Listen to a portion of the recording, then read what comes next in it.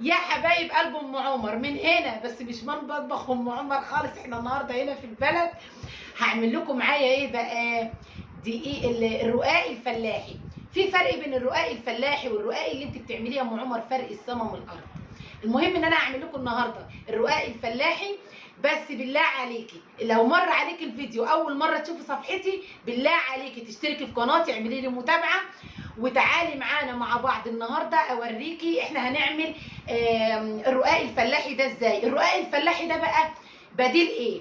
بديل الكريب، بديل العيش. تعمليه سندوتشات للمدارس بيبقى طعمه خطير وفيه فايده كتيره جدا، لان بيبقى المكونات بتاعته كالاتي: دقيق ولبن رايب وملح.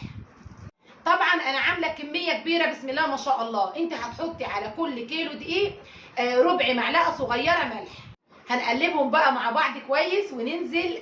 اول حاجه انا نسيت اقول لكم على فكره ان احنا معانا سمنه، ربع سمنه على كل كيلو.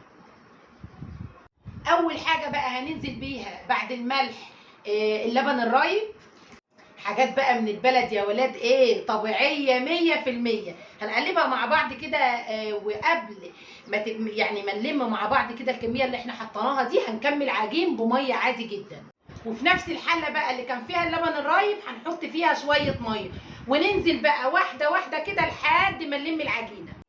انا كده بقى لميت العجينه زي ما اتفقنا، على كل كيلو دقيق ربع معلقه صغيره ملح، وزي ما اتفقنا ربع كيلو سمنه.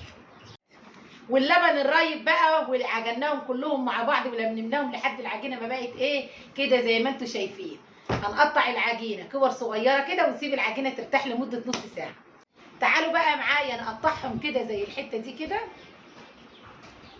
يلا بينا بقى على الفرن القش واوريكم بقى الفرن بتاعنا الفلاحي.